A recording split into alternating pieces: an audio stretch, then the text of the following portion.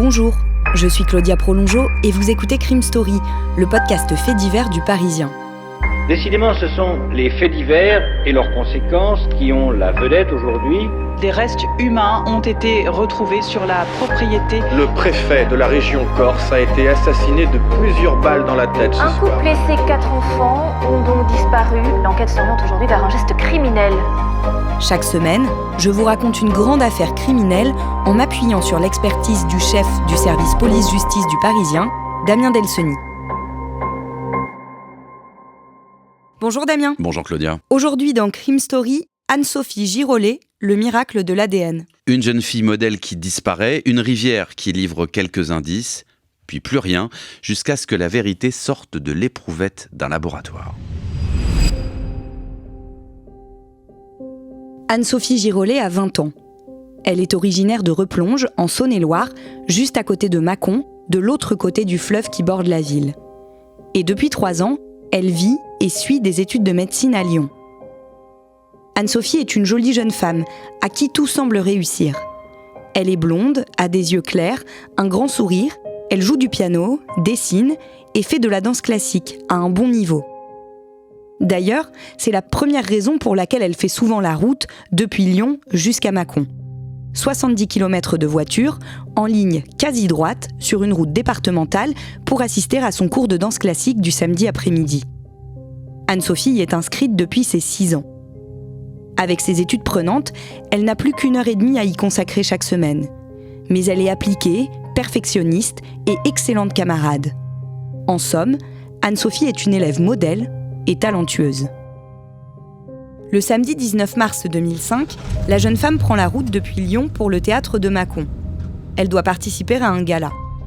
Spectatrice pour la première partie, elle est assise entre sa mère, chirurgien-dentiste, et son petit ami, Julien, avec qui elle est en couple depuis quelques mois.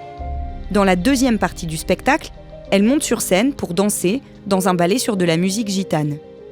La salle applaudit, Anne-Sophie salue, radieuse.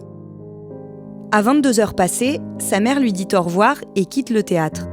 Julien part aussi, mais les deux amoureux doivent se retrouver quelques minutes plus tard chez ses parents à lui. Le temps qu'Anne-Sophie reste discuter un peu avec ses copines danseuses et récupère sa voiture, une Peugeot 405 grise. Après quoi, il lui restera à peine 3 km à parcourir pour rejoindre Julien dans la ville voisine de Charnay-les-Mâcon.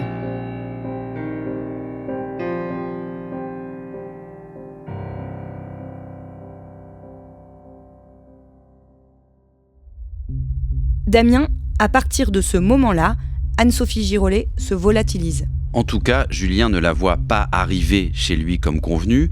Il va s'inquiéter très vite, il va appeler le frère d'Anne-Sophie et ensemble, déjà très inquiets, ils vont refaire le trajet assez court, on l'a dit, de la jeune femme entre le théâtre de Mâcon et le domicile de Julien.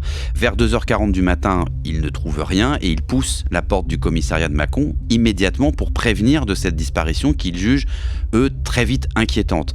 Simplement, au commissariat, à près de 3h du matin, on leur répond que Anne-Sophie, elle est majeure, qu'on peut disparaître, qu'elle n'a disparu que depuis quelques heures, voire quelques minutes, et que c'est peut-être pas si grave. Ils vont quand même aller vérifier sur le parking du théâtre pour voir si la voiture d'Anne-Sophie est toujours là, et ils constatent que la 405 grise a disparu. Donc, selon toute vraisemblance, elle est partie en voiture.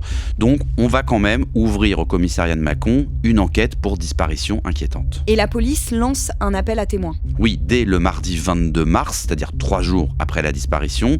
Et assez rapidement, des jeunes filles vont venir signaler que le samedi soir, elles ont cru voir les phares d'une voiture dans la Saône, la rivière qui longe Mâcon. Une équipe de plongeurs est donc mobilisée. On pense évidemment à un possible accident. Donc dès le lendemain, le mercredi 23 mars, ces plongeurs vont découvrir une voiture, une Peugeot 405 grise immatriculée dans le Rhône, le même modèle exactement que celui d'Anne-Sophie. Et d'ailleurs, à l'intérieur, ils vont trouver des documents qui confirment que c'est bien la voiture d'Anne-Sophie Girolet. On pense d'abord à une sortie de route. Oui, un accident. Seul problème, dans les toutes premières constatations, on s'aperçoit que les portes sont verrouillées et on remarque aussi qu'une fenêtre de la voiture a été cassée. Donc ces éléments, ils vont pas a priori dans le sens d'un accident, ni même d'ailleurs d'une tentative de suicide. Il reste alors 2 options, la disparition volontaire ou le crime. Le reste de la journée du mercredi 23 mars, les plongeurs continuent à fouiller la Saône sur plus d'1 kilomètre. Mais l'eau est vaseuse, la visibilité est de seulement 20 cm et dans ces conditions, les plongeurs ne trouvent rien de plus. Pendant ce temps, les policiers se mettent à la recherche de témoignages qui pourraient donner une direction à l'enquête, dans un sens ou dans l'autre. Mais il n'y a a priori rien d'alarmant dans la vie d'Anne-Sophie. Elle a grandi bien entourée, dans une famille de dentistes, a eu son bac à 17 ans et est partie faire médecine à Lyon où elle vit en colocation avec son frère Thibaut qui, lui, a suivi la voie de ses parents et est étudiant en dentaire. Le vice-procureur de Mâcon la décrit comme une jeune femme parfaitement intégrée, qui a de bonnes relations. Il ajoute qu'à ce jour, rien ne permet de trouver un début d'explication. Le vendredi 1er avril 2005, Anne-Sophie Girolet a disparu depuis 12 jours et une douzaine de plongeurs sondent à nouveau la Saône sur un périmètre plus important. Ils ne trouvent rien. Le lendemain, vers 8h30 du matin, 2 cyclistes contactent la police. Ils viennent de remarquer, flottant à la surface du fleuve, ce qui leur semble être un corps.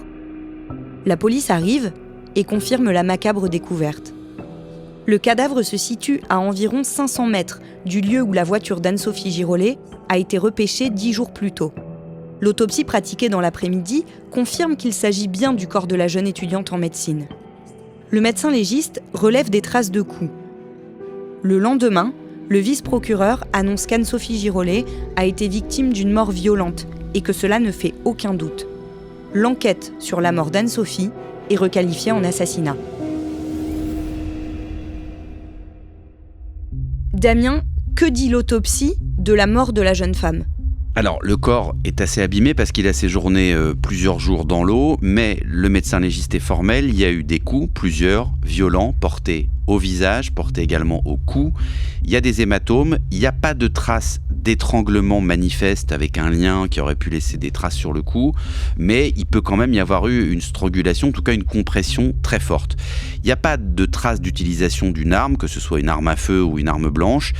Et autre certitude donnée par le légiste, elle n'est pas morte noyée, donc son décès est antérieur à son immersion dans la Saône. Est-ce qu'elle a subi des violences sexuelles ? A priori non, dit-on au début, juste après l'autopsie. Alors, on se base aussi sur le fait à ce moment-là qu'elle est habillée, mais le médecin va quand même, et les enquêteurs vont demander des analyses un peu plus poussées et qui sont aussi rendues difficiles par le fait que le corps a séjourné près de 2 semaines dans l'eau. Quelles hypothèses formulent les enquêteurs ? Le problème, c'est qu'ils ont plein d'hypothèses. Il y a le témoignage de 2 personnes qui ont vu une silhouette le soir près du théâtre où il y avait ce fameux gala et où elle était garée sur le parking, mais ils sont pas capables de dire, ces témoins, si c'était une silhouette d'un homme ou la silhouette d'une femme. Et ce que cherchent à savoir les enquêteurs, c'est le mobile, en fait, de cet assassinat, de ce crime qui peut être sexuel. Donc, si l'auteur est quelqu'un qui passait par là, si c'est quelqu'un qui la connaît, qui a assisté, pourquoi pas d'ailleurs au gala de danse, et sinon il faut chercher dans son entourage si quelqu'un lui en voulait ou pas. Et donc, quand on commence une enquête comme ça sans piste prioritaire, les premières pistes et les premiers chemins que vont suivre les enquêteurs, c'est souvent ceux de son entourage direct. Et évidemment, dans ces cas-là, on s'intéresse par exemple au petit ami. Anne-Sophie et Julien filaient-ils le parfait amour ? La police judiciaire de Dijon se pose la question. Et elle découvre que juste avant Julien, la jeune femme a eu un autre petit ami pendant quelques mois et que ça ne s'est pas très bien terminé entre eux. Car l'ex-éconduit en a beaucoup souffert. La piste semble sérieuse. Mais l'enquête menée auprès des proches d'Anne-Sophie Girolet et de ce garçon établit de manière très claire et assez rapidement qu'il n'y est en fait pour rien. De la même manière, la relation entre Anne-Sophie et Julien est une relation amoureuse classique et saine. Les analyses complémentaires demandées après l'autopsie commencent à parler. Anne-Sophie a été étranglée, probablement à main nue, et s'il n'y a pas de trace objective de viol, les légistes notent une trace de traumatisme anal. L'affaire criminelle est donc probablement aussi une affaire sexuelle. Le crime d'un rôdeur est de plus en plus privilégié. Dans la voiture, des traces ADN sont prélevées, mais en trop petite quantité pour être exploitées.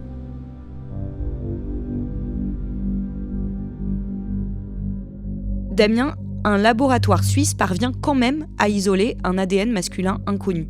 Oui, et qui n'est pas celui du frère d'Anne-Sophie qui montait très souvent dans la voiture, dans la Peugeot 405, donc il y avait certainement son ADN dans cette voiture, mais là, le laboratoire dit non, c'est un ADN, c'est pas celui, en tout cas du frère, c'est pas non plus celui de son petit copain, et c'est pas celui des premiers suspects ou des premières pistes, mais c'est tout ce que ça dit. Un autre témoignage vient éclairer l'enquête.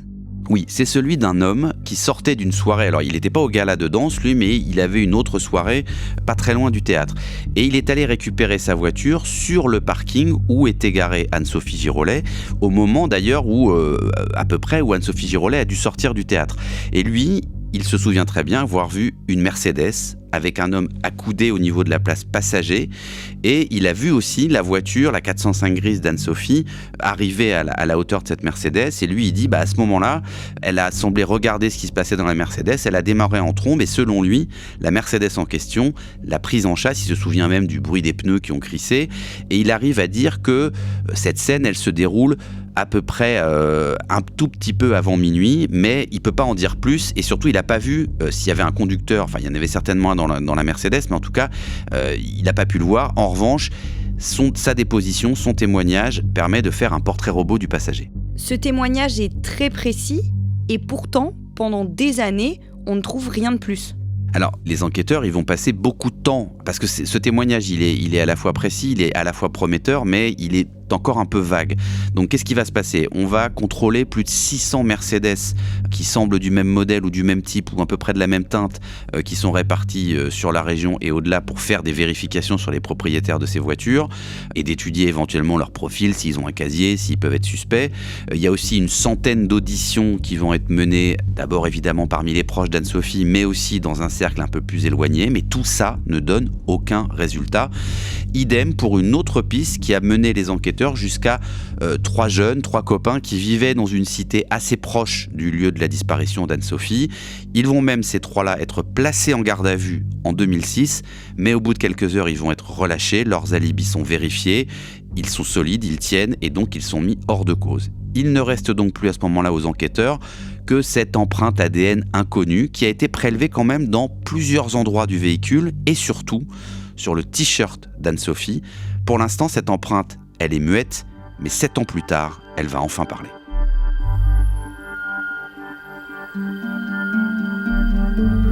Vous venez d'écouter le premier épisode de Crime Story, Anne-Sophie Girolet, le miracle de l'ADN. Suite et fin de ce podcast dans le 2e épisode, déjà disponible sur toutes les plateformes d'écoute et sur leparisien.fr. Crime Story est le podcast fait divers du Parisien.